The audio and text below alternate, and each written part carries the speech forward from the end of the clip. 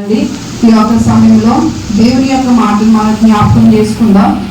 ఎందుకంటే మనం ఎన్ని సంవత్సరాల నుంచి వచ్చింది కూడా దేనికండి, ఎన్ని సంవత్సరాలు మనం భక్తి చేసినా కూడా మనం చివరిగా చేయవలసింది ఏంటి? దేవుని మాటకు మనం ఏం చేయాలి?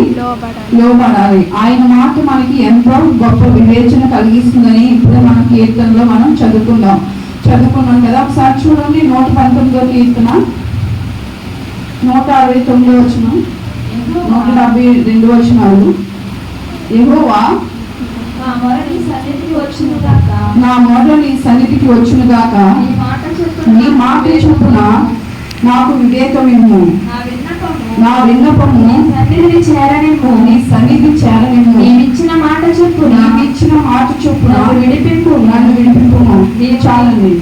ఇక్కడ దేవుని యొక్క మాటకు భక్తుడైన దావీదు ఏం చెప్తున్నాడండి? నీ మాట చొప్పున నాకు వివేకము ఇమ్ము అంటే ఏంటి?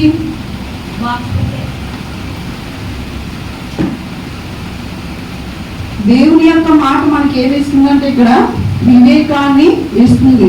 అలాగే దేవుని యొక్క మాట మనల్ని ఏం చేస్తుంది? వినిపిస్తుంది అని చెప్పి దావీదు భక్తుడు మనకు సెలవిస్తున్నాడు. కాబట్టి ఆయన మాటకి ఎవరైతే బైబిల్ గ్రంథంలో లోబడ్డారో వాళ్ళందరూ కూడా ఎంతో గొప్ప జీవితాన్ని వాళ్ళు పొందుకోవడం జరిగింది. కాబట్టి వారి జీవితాల నుంచి మనం కూడా ఏం చేయాలి? దేవుని మాటకు మనం లోబడి ఆయన మాటను మనం అంగీకరించి మన హృదయంలో ఏం చేసుకోవాలండి? వాటిని అలవాటు చేసుకోవాలి. మనం రాత్రికాల సమయంలో చెప్పుకున్న రీతిగా ఆయన చెప్పిన ప్రతి మాట కూడా మన హృదయం అనే పలక మీద ఏం చేసుకోవాలి? రాసుకోవాలి. ఎప్పుడు కూడా ఆ మాటను మన హృదయంలో ఎప్పుడు కూడా ఆ పలక మీద మనం రాసుకుంటూ, అంటే మనం ఎప్పుడు కూడా మనం జ్ఞాపకం చేసుకుంటూ, మనం ఉచ్చరించుకుంటూ మనం ఉండాలి. అదే దేవుని యొక్క సంకల్పం. చూడండి, సంఖ్యాకాండము 9వ అధ్యాయము 15వ వచనం నుంచి, సంఖ్యాకాండము 9వ అధ్యాయము మేఘము సాక్ష్యపు గుడారములోని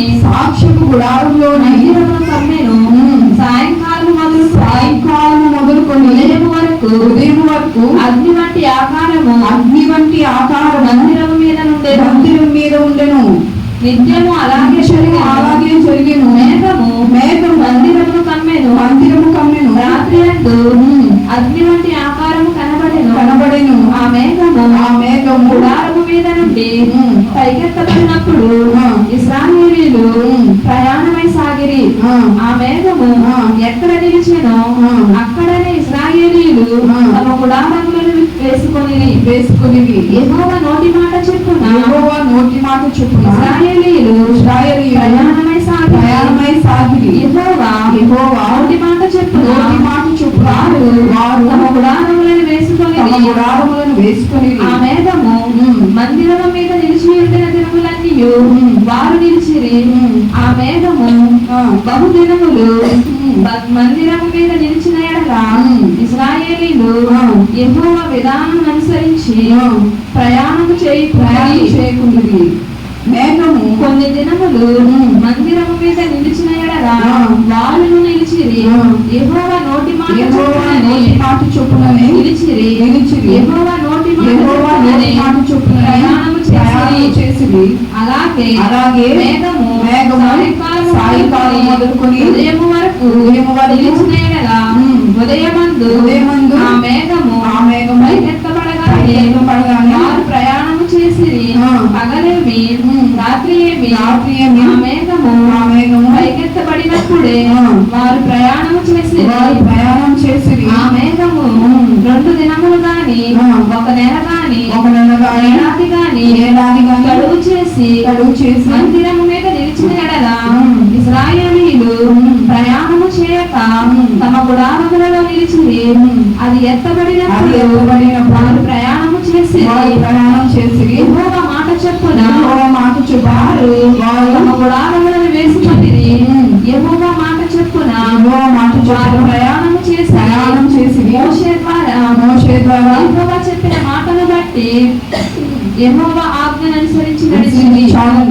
ఇక్కడ జరిగిన సందర్భం ఏంటంటే ఇక్కడ వీళ్ళ ఇశ్రాయేలు యొక్క ప్రయాణంలో ఇక్కడ జరిగిన సందర్భం, అక్కడ దేవుడు మందిరాన్ని నిర్మించమని చెప్పిన తర్వాత పరలోకంలో అయితే ఎట్టి విధంగా నమూనా ఉందో అట్టి విధంగా నిర్మించమని మోషేకి సెలవిచ్చిన తర్వాత మోషే ఆ మందిరాన్ని నిలబెట్టడం జరిగింది.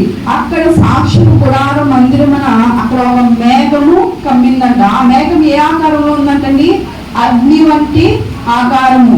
ఆ అగ్ని వంటి ఆకారం ఎవరు?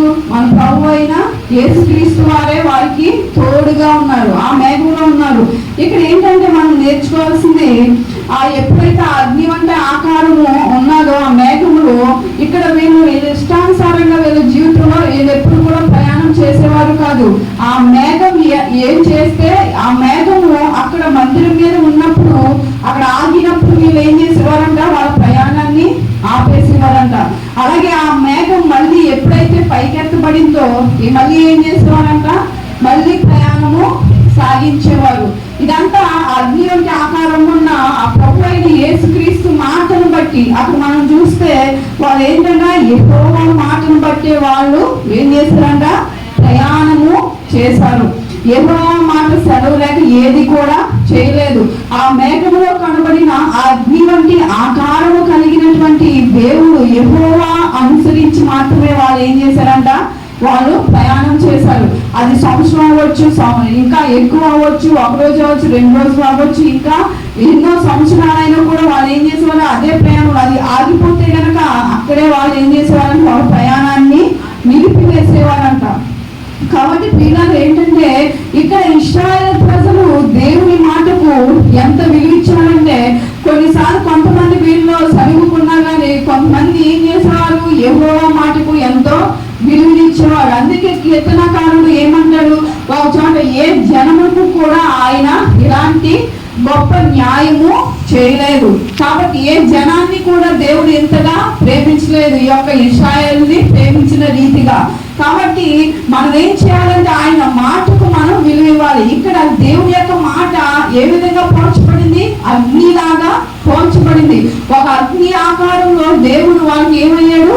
తోడుగా ఉన్నాడు. ఆ అగ్ని ఆకారంలో ఉన్న దేవుడు చెప్పినప్పుడు మాత్రమే వీళ్ళు ఏం చేసేవారండి? వాళ్ళ యొక్క ప్రయాణాన్ని కొనసాగించేవారు. కానీ ఎప్పుడైతే ఆ మేఘము ప్రయాణం చేయకుండా అక్కడ ఆ సాక్షి మందిరం మీద